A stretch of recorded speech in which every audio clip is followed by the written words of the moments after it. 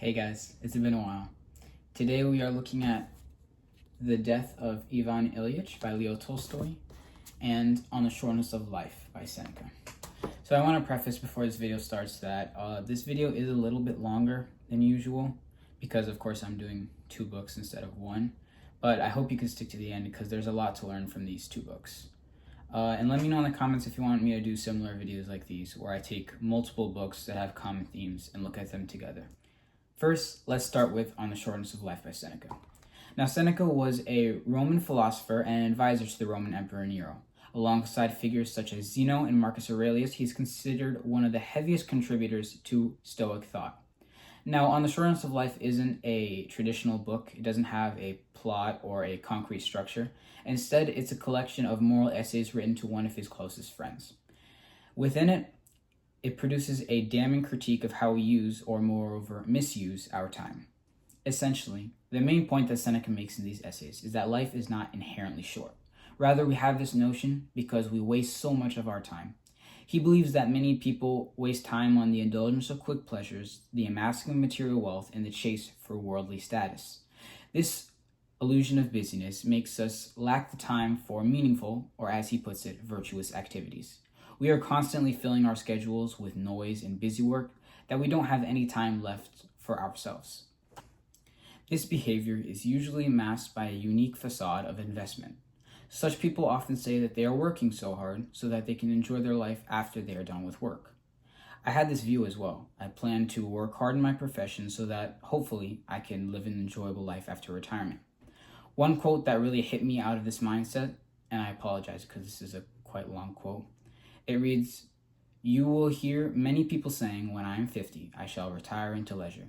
When I am 60, I shall give up public duties. And what guarantee do you have that your life will last longer?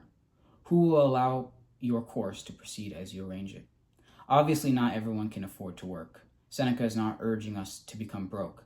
However, when we get into the mindset of working to only amass material wealth, status, or the eyes of others, we have truly lost our lives. It is here where I want to pivot and talk about the second book of this video, The Death of Ivan Ilyich by Leo Tolstoy. Now, if On the Shortness of Life gives us a framework for what is wasting our life away, The Death of Ivan Ilyich is a horrifying tale that shows us the emotional consequences of ignoring that warning. The story centers around Ivan Ilyich, a middle-aged judge who, by all outward appearances, is thriving. He has a prestigious career, a family, and a well-furnished home. Everything society would consider the hallmarks of success. Suddenly, he is overcome by an inexplicable and incurable disease. This gradually consumes all aspects of his life. As the reality of death becomes undeniable, Ivan finds himself emotionally isolated. His family avoids discussing his condition, offering shallow comfort, and he begins to lash out, frustrated by their inability or refusal to acknowledge what he's going through. In this growing solitude, he is forced to face a terrifying possibility, that the life he thought was well lived may in fact have been hollow. At the culmination of his illness and existential crisis, he has a revelation. This moment leads him to realize that the values he once held, status, wealth, approval, were empty. True meaning, he comes to see, lies in authenticity, virtue, and compassion. While I do recommend everyone to read this book, it is deeply disturbing to witness someone who thought they had everything right come to realize too late that they wasted the only life they had. And yet, that's what gives this story its urgency. We tend to think of death as a distant inconvenience, something that we'll deal with when the time comes. But death is rarely convenient, and by the time we recognize it, we may no longer have the chance to live differently. That's the warning that Tolstoy gives us. Don't wait until the end to start questioning how you are living now. So how do we begin to correct these patterns and truly start living our lives? Seneca's first piece of advice is deceptively simple. We must free ourselves from distractions. Keep in mind, this book was written almost 2,000 years ago. Between now and then, the amount of things that we can waste our time on has multiplied beyond imagination. We live in an age of perpetual noise, social media, content, algorithms, notification, and advertising, all engineered to fragment our attention and consume our time. The result is a culture of passive consumption and chronic distraction. Most of us don't even realize how much of our life is being siphoned away from us until it is already gone. A practical place to start is to simply pay attention. For 1 week, track what takes up your time. what adds value and what just takes up space on your schedule. Once you identify these distractions, begin to deliberately eliminate them one by one. Another major source of wasted time, as Seneca points out, is the pursuit of validation, living for the approval of others rather than for ourselves. One quote that really stuck a nerve for me was, "So many people's lives are taken up by the devotion to others. They live not for themselves, but for other people's opinions." This tendency is subtle and insidious. Often we don't even realize we're doing it until we are emotionally drained or disappointed by the lack of recognition we were unconsciously seeking. These changes aren't easy, but they will leave you with a peace of mind and a lot of free time. Now that you've reclaimed your time, the question becomes, what do I do with it? Now, according to Seneca, this is the pursuit of virtuous activity. More specifically, the devotion and the pursuit to philosophy. Now, I'm personally drawn to philosophy. It's the foundation of the channel, the reason you're watching this video. But I understand that not everyone shares this passion. What matters is not that you have to study philosophy, but that you devote yourself to something that you are truly passionate about, and that's something that gives you genuine fulfillment. This fulfillment is distinct from fleeting pleasures. Short bursts of dopamine that you may get from, let's say, binge watching a TV show or indulging in junk food. They may give you the reward you're searching for in the short term, but they almost always leave you emotionally drained and feeling a bit empty. In contrast, activities that challenge us, let's say running or painting or writing, they tend to give us that genuine feel of fulfillment. If you haven't found yet what that is for you, you just gotta start exploring. To give you a better idea of what this looks like in practice, I'll share what that creative outlet is for me. I don't think you guys quite understand how remote of a location I am right now. Here's what I'm saying. I'm sitting on a log.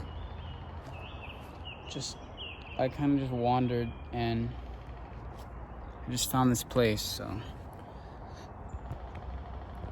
if you guys can tell, this is my virtuous activity, as Seneca would say.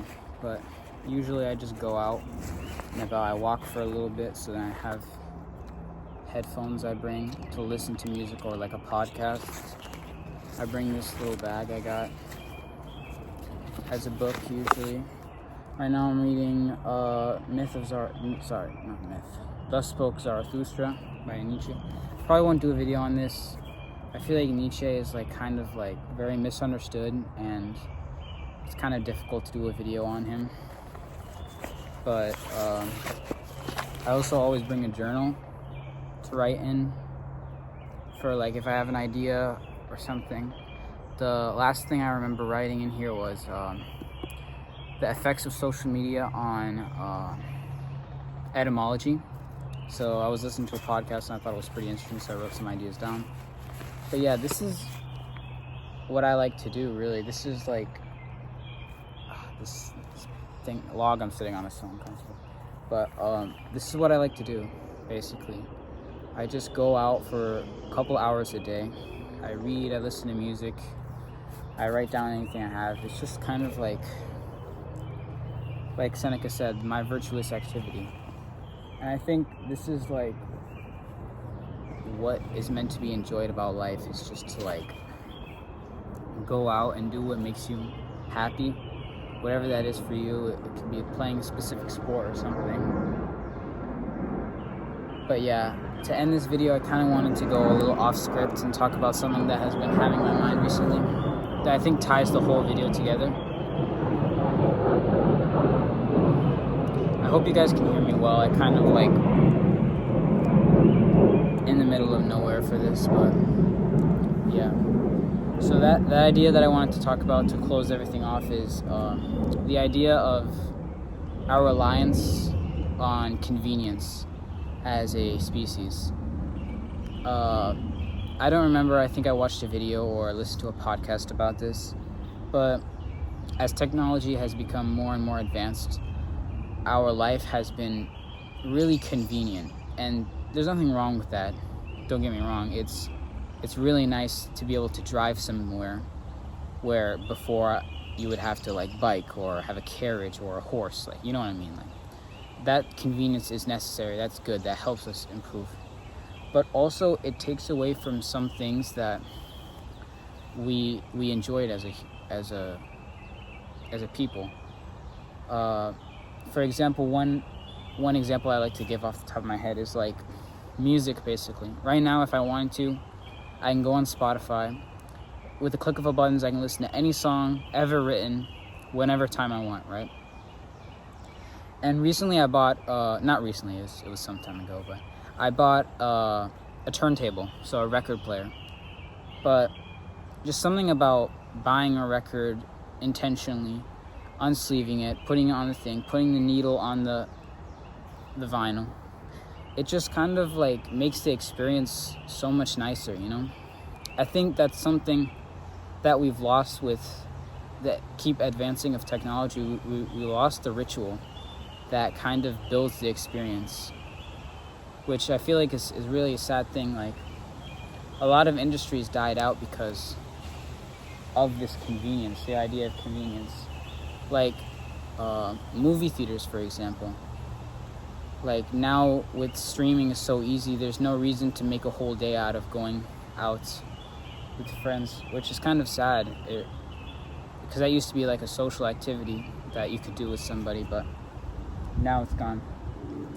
I don't want to get all like okay computer on you guys and say all technology is bad, stay away from it. That's not true, obviously. I'm filming on an iPhone right now. Obviously it helps, but like sometimes I think it's better to step back from what we rely on technology wise and just kind of do something with intention, you know, instead of like I said about the movies.